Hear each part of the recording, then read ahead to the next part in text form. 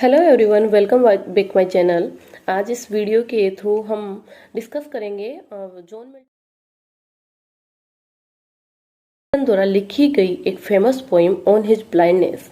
ये पोइम उसने तब लिखी थी जब वो ब्लाइंड हो गया था, अपनी आई साइट खो दिया था, बिल्कुल होपलेस हो गया था।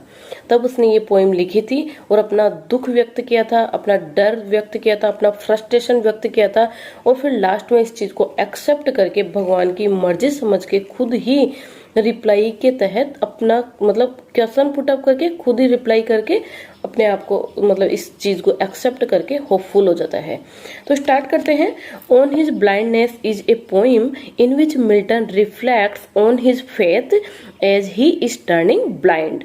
On his blindness centres on Milton's faith in God as he is losing his sight. The poem is a sonnet that uses figurative language to express Milton's fear, frustration and acceptance. The message, ये poem क्या message देती है? The message that this poem conveys is the message of timely constructor and dedication to God. The poet lost his eyesight in his 50s. The poet felt he could have better used his eyesight in writing something to praise God.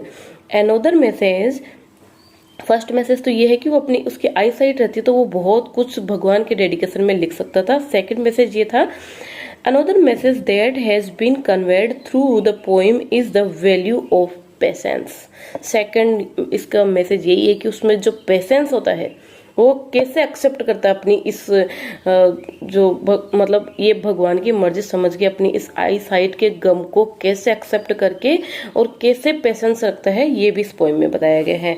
The poem has a number of biblical references that depict Milton's stern belief in God. The poem is written in the Petrarchan rhyme scheme. This poem is written in Petrarchan rhyme scheme. This is important.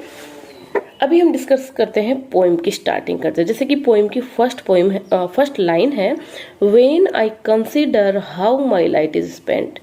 इस first इसके 3 stanza है और एक couplet है।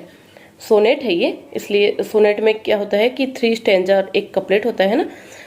तो इसमें बता रहा है फर्स्ट स्टैंजा के अंदर वो अपना ग्रीफ, अपना फियर, अपना डर ये व्यक्त कर रहा है। वो कह रहा है कि मेरी आप भगवान से कह रहा है, भगवान से प्रेयर कर रहा है कि भगवान मैंने मेरी आई साइट खो दी है और मैं कैसे इस चीज को मान लूं कि मेरी आई साइट चली गई है, अभी मैं कैसे क्रिएशन कर पाऊंगा, कैसे मैं लिख पाऊंगा।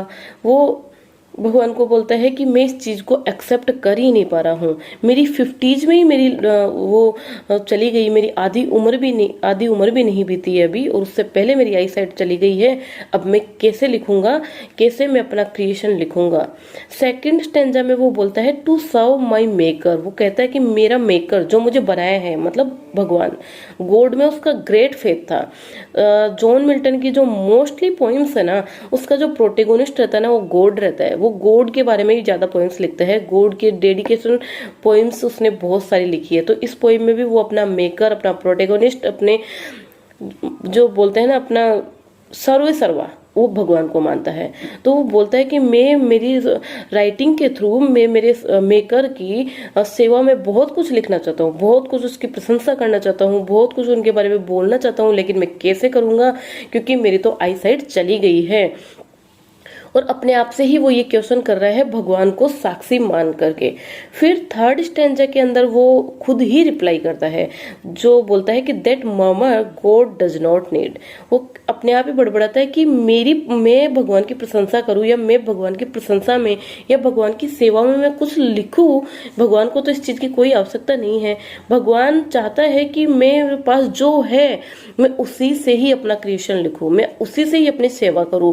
तो लास्ट जो कपलेट बचता है 2 लाइंस का, उसमें वो होपलेस से होपफुल हो जाता है और वो बोलता है कि जो मेरा मेकर है मैं उसके लिए बहुत सारी पोएम लिखूंगा, बहुत सी क्रिएशन लिखूंगा, और जो मेरे साथ जो ये हुआ है, जो मेरी आई साइट चली गई है, उसी के साथ खुश होके मैं बहुत सा क्रिएशन लिख पाऊंगा, बहुत सी सेवा कर पाऊंगा।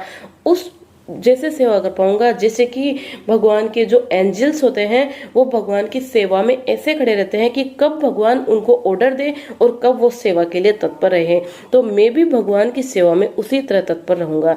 ऐसे ये पोइट जॉन मिल्टन शुरू में होपलेस होते होते लास्ट में अपने दुख को एक्सेप्ट करके होपफुल हो जाता है और अपने आप को भगवान का एंजल मान करके अपनी जो कमी है उसको एक्सेप्ट करके उसकी सेवा में बहुत सी पोएम लिखने का निर्णय लेता है। यही ये पोएम है, बहुत फेमस है, बहुत इंटरेस्टिंग है और बहुत इंपॉर्टेंट है फॉर मेनी एग्जाम्स। ओके, तो आज का वीडियो यहीं तक, धन्यवाद।